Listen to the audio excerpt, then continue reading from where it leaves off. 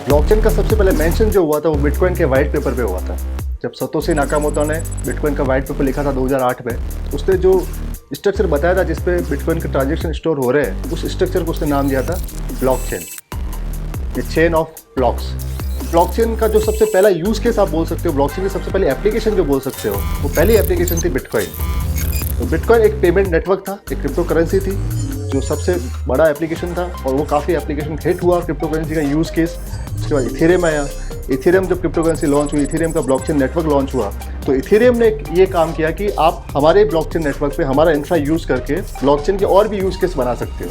तो crypto currency जो है सबसे one of the major use case है ब्लॉकचेन नेटवर्क का। क्रिप्टो करेंसी में ऐसा होता है कि ग्लोबली आप किसी को भी जो आपका पेमेंट है वो इजीली ट्रांसफर कर सकते हो क्रिप्टो करेंसी के फॉर्मेट में। तो उसमें आपका फ्री मूवमेंट होता है पैसे का।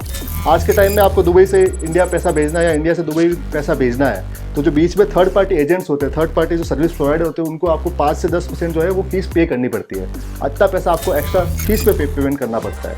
वही पैसा जो आपका जो है, अगर आप क्रिप्टो करेंसी नेटवर्क यूज़ करते हो, रिपल का नेटवर्क यूज़ करते हो और ऐसी जो क्रिप्टो करेंसी सर्विस प्रोवाइडर है, क्रिप्टो करेंसी वॉलेट से वो यूज़ करते हो, तो वो जो आपका पैसा है ट्रांजेक्शन करने का एक कंट्री से दूसरी कंट्री में, तो वो एकदम जीरो हो जाता है और एकदम मिनिमल हो जाता है। तो ये सबसे बड़ा फ़ायदा होता है कि आप पेमेंट इजीली मूव कर सकते हो क्रिप्टो करेंसी के फॉर्मेट से।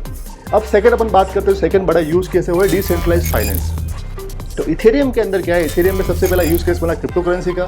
फिर कुछ लोगों ने डिसेंट्रलाइज्ड फाइनेंस के स्टार्टअप लॉन्च करना चालू किया।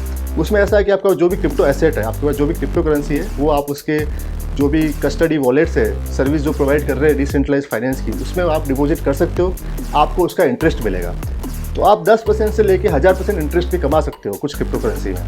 तो वो आपके जनरल जो आपको रेट मिलती है, इंटरेस्ट रेट जो आप एफडी करवाओगे, उससे तो काफ़ी ज़्यादा और काफ़ी बेटर है।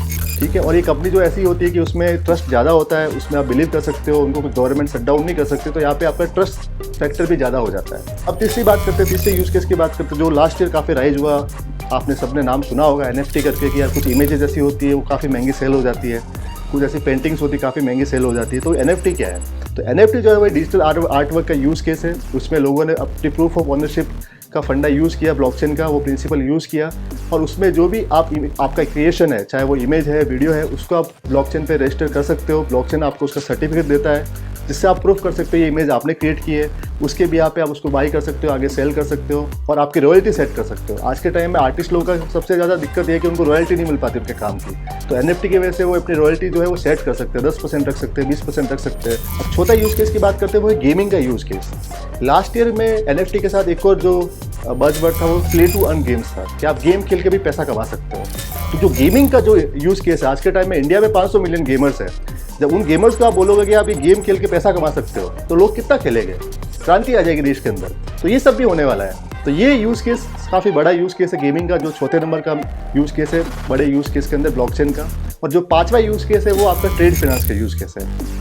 ट्रेड फिनेंस में ऐसा है कि जो भी इंपोर्ट एक्सपोर्ट वगैरह होते हैं, तो उसमें बीच में काफ़ी सारे पॉइंट्स होते हैं, कई सारे थर्ड पार्टी इन्वॉल्व होते हैं उस प्रोसेस के अंदर। तो उसमें ट्रैक करना बहुत मुश्किल हो जाता है कि माल का मूवमेंट कहाँ से कहाँ पे हुआ है, उसको ट्रैकिंग प्रॉपर नहीं हो पाती, और पेमेंट का जो साइकिल है वो प्रॉपर ट्रैक नहीं कर पाते। उसकी वजह से कुछ लोग बीच में घोटाला कर देते हैं, सप्लाई चेन बिगड़ जाता है। तो उसमें ट्रांसपेरेंसी लाने के लिए ब्लॉकचेन ट्रांसपेरेंसी भी प्रोवाइड करता है। तो सप्लाई चेन वाले सेक्टर में ट्रेड फिनेंस वाला जो यूज़ केस होता है, उसके अंदर ब्लॉकचेन की वजह से सिस्टम के अंदर पूरी ट्रांसपेरेंसी आ जाती है। तो ये जो 5 बड़े यूज़ केस है, वो फ्यूचर में इतने ज़्यादा पॉपुलर हो जाएंगे कि 70 से 80% जो बिजनेस प्रोसेस है या जो स्टार्टअप्स है, वो कहीं ना कहीं ब्लॉकचेन को यूज़ करेंगे, because the future belong to the blockchain industry.